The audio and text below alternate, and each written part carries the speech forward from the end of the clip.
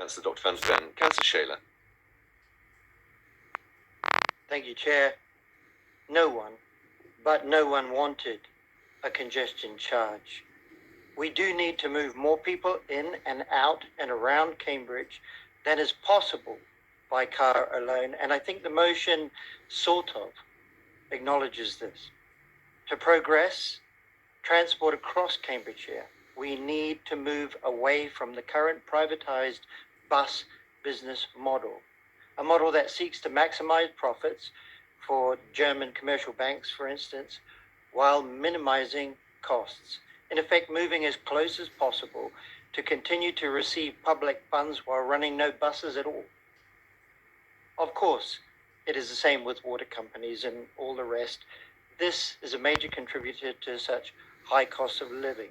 In contrast, in partnership with the CPCA, we want to run as many services as we can for the available money. And while I'm talking about the CPCA, Chair, the combined authority is the Transport Authority, as we have heard, not the Highways Authority. A congestion charge would be up to the Cambridgeshire County Council or Peterborough City Council, not the combined authority.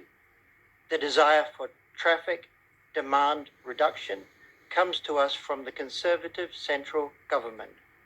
And what it looks like from the Mayor's point of view is providing alternatives to driving, options, better public transport, more connections, more off-road active transport routes.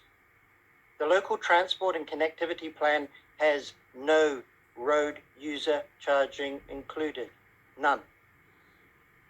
I would rather that central government properly funded buses. Evidence shows that for every £1 spent on public transport, the economy gets more than 4 in return. It is a good investment in our country, but the current government has actually been reducing support for buses over the past decade.